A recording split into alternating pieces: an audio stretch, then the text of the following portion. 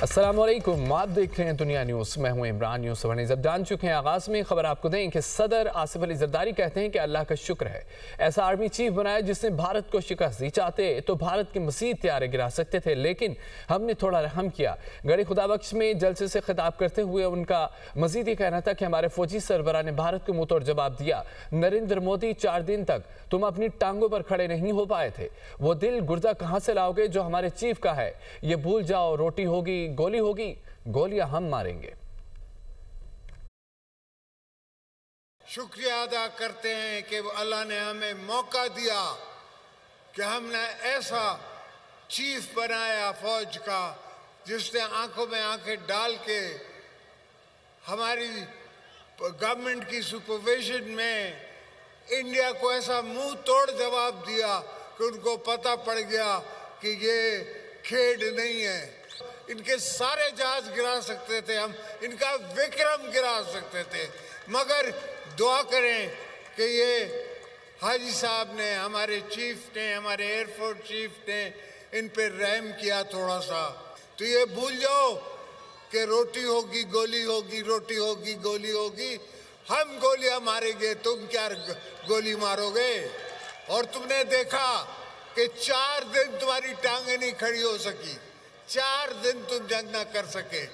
इतनी बड़ी इकोनॉमी, 10 गुना हमसे बड़ा मुल्क अपने आप को कहलाते हो।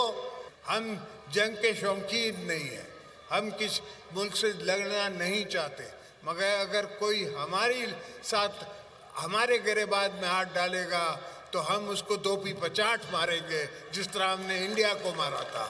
और आज ट्रम्प भी कहता है कि फील्ड मार्शल, और फील्ड मार्शल आपने उसको बनाया है, पीपल्स पार्टी ने बनाया है, पाकिस्तान की अवाम ने बनाया है। एक बेवकूफ़ आदमी ने 4.5 साल में सारी दुनिया से हमारे ताल्लुकात ख़राब करा दिए थे, पाकिस्तान की इकॉनमी तबाह करा दी थी। अभी हमने आस्ते आस्ते सारी दुनिया से अपने ताल्लुकात दोबारा ठीक किए हैं। चेयरमैन पीपल्स पार्टी बिलावल भुट्टो जरदारी कहते हैं कि इस साल की सबसे बड़ी खबर भारत को शिकस्त फाश देना है। भारत आज तक इस शिकस्त को हजम नहीं कर सका। फील्ड मार्शल का नाम सुनकर नरेंद्र मोदी चुप जाता है। पाक फौज के हाथों शिकस्त के बाद मोदी कहीं गायब हो चुका है। आसिफ अली जरदारी ने चीन से जंगी तैयारे मंगवाए थे, उन जंगी तैयारों ने भारत के 6 जहाज गिराए।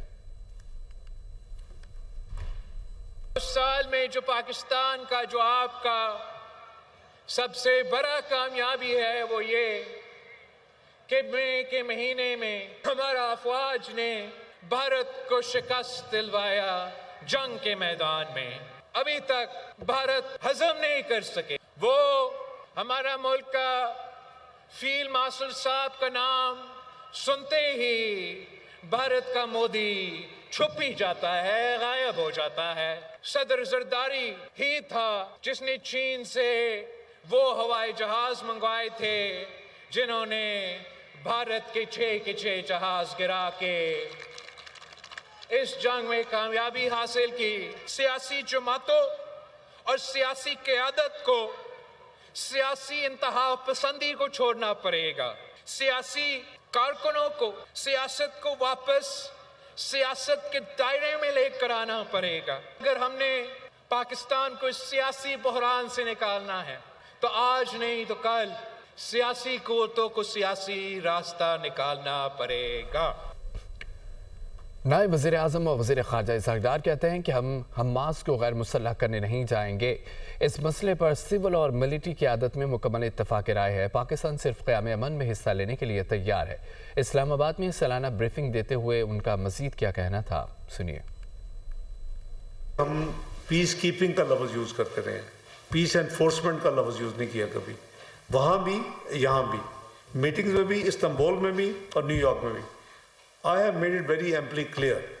Pakistan will be happy to join if the mandate is not peace enforcement and disarming, deweaponizing Hamas. Pakistan के चीफ ऑफ डिफेंस फोर्सेस को नाम लेके एक पॉलिटिकल पार्टी की वर्कर ये कहे कि इनके गाड़ी में बॉम्ब रख के इनको कत्ल कर देना चाहिए, तो क्या आप सिर्फ यूके की दोस्ती को देखते रहेंगे या उनको बुला के रियलाइज करवाएंगे कि ये क्या हो रहा है? तो मैं समझता हूँ कि ये तो किसी भी सूरत में एक्सेप्टेबल नहीं है। तो वो तो उस गवर्नमेंट की जिम्मेदारी है कि भाई उसको तो आप रोके ना इस तरह। तो ये हमने बिल्कुल उनको किया है और देयर इज़ नो रिग्रेट। अगर खुदा न खास्ता किसी और मुल्क में भी होगा तो इसी तरह करेंगे, और ये हमने उनको डिमार्च किया है और ये हमने बिल्कुल ठीक किया। ये 4 दिन की वॉर में 6 से 10 मई, और हमने देखा, हमने किसी को नहीं कहा कि हमारी को सुलह सफाई करवा दे। 6 मई को रात को जब ये शुरू हुआ और अर्ली आवर 7 मई को जब ये ख़त्म हुआ, I call it air show या एयर बैटल, तो आपने देखा कि 7 तो उनके त्यारे गिराए गए। जब तक जम्मू एंड कश्मीर की इशू हल नहीं होगी उस वक्त तक इस खित्ते में परपेचुअल एंड परमानेंट अमन नहीं कायम हो सकेगा। आगे बढ़ते हुए आपको बताएंगे पीटीआई से वही रवैया अख्तियार किया जाए जो एमक्यूएम से किया है। हमारे लीडर ने पाकिस्तान के खिलाफ बात की तो हमने इससे अलहदगी अख्तियार कर ली। तहरीक इंसाफ भी ऐसा ही करे। गवर्नर सिंध कामरान टिसोरी की एमक्यूएम रहनुमाओं के साथ मुश्तरका प्रेस कॉन्फ्रेंस का फील्ड मार्शल के खिलाफ बरतानिया में जो जुबान इस्तेमाल की गई जो दहशतगर्दी के ज़ुमरे में आती है, पीटीआई बैरून मुल्क पाकिस्तानियों को वरगला रही है। तहरीक इंसाफ का बरतानिया में मुकाबला करने के लिए भी तैयार है। मुज़ाकरात के नाम पर दुकान खोल रखी है, यह सिलसिला बंद किया जाए। और ये जो बात मैंने अभी की कि जिस तरह अफगानिस्तान में उसकी सरजमीन पाकिस्तान की दहशतगर्दी के लिए इस्तेमाल हो रही है, तो यही बात आज हमने की है कि बरतानिया जैसे मुल्क में अगर उनकी ज़मीन पर हमारे मुल्क के फील्ड मार्शल के लिए बात की जाए और पाकिस्तान के फील्ड मार्शल और हुकूमत के ख़िलाफ़ एक ऐसी मुहिम चलाई जाए जिसे बराह रास्त हम दहशतगर्दी कह सकते हैं। पहले तो ये इस बात पर था कि एक सियासी बयानिया है, अब ये दहशतगर्दी के ज़ुमरे में है और उसे उसी कानून के तहत लेना चाहिए। मैं समझता हूँ कि पीटीआई से ताल्लुक़ रखने वाले उनके ज़िम्मेदारान और कारकुनान, मेरा गुमान है कि मुहिब वतन पाकिस्तानी है और आज उनको शख्सियत से उभर कर इस रियासत मुल्क वतन के लिए आवाज़ बुलंद करने की ज़रूरत। धुंध से मुतालिक अहम खबर आपको दें कि शदीद धुंध के बायस मोटरवेज को मुख्तलिफ मकामात से ट्रैफिक के लिए बंद कर दिया गया है। धुंध के बायस लाहौर से कोट मोमिन तक M2 और गाड़ियों का दाखिला बंद कर दिया गया। M3 को फैसपुर से बरखाना तक धुंध के बायस बंद कर दिया गया। M4 पिंडी भटियां से मुल्तान और M5 मुल्तान से ज़ाहिर पीर तक ट्रैफिक के लिए बंद है। लाहौर से आलकुट मोटरवे M11 को भी धुंध के बायस बंद कर दिया गया। तर्जमान मोटरवे पुलिस का कहना है कि मोटरवेज की बंदिश का मकसद अवाम के जान माल का तहफ़्फ़ुज़ है। शहरी दिन के औकात में सफ़र को तरजीह दें और गैर ज़रूरी सफ़र से इज्तनाब करें। आलमी मंजराम में से खबर यह है कि रूस यूक्रेन जंग खत्म करने की कोशिशें। यूक्रेनी सदर ज़ेलेंस्की आज अमरीकी सदर डोनाल्ड ट्रंप से मुलाकात करेंगे। अमरीकी मीडिया के मुताबिक दोनों रहनुमाओं की मुलाकात फ्लोरिडा में होगी। जंग के खात्मे से मुतालिक बातचीत करेंगे। अमन मंसूबे और सिक्योरिटी जमानतों पर भी गुफ्तगू होगी। रूस यूक्रेन जंग खत्म करने की कोशिशें। यूक्रेनी सदर ज़ेलेंस्की आज अमरीकी सदर डोनाल्ड ट्रंप से मुलाकात करेंगे।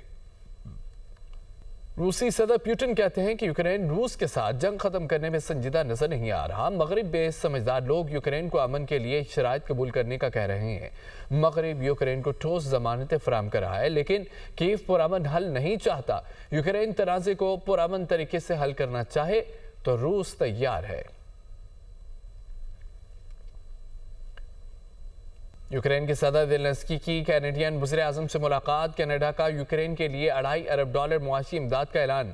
कैनेडियन वज़ीर-ए-आज़म मार्क कार्ने ने कहा है कि अमन के लिए रूस की रजामंदी बेहद ज़रूरी है। अमन मुआहदा 90% मुकम्मल है। यूक्रेन के सदर ज़ेलेंस्की की कैनेडियन वज़ीर-ए-आज़म से मुलाकात। कनाडा का यूक्रेन के लिए $2.5 अरब मुआशी इमदाद का ऐलान।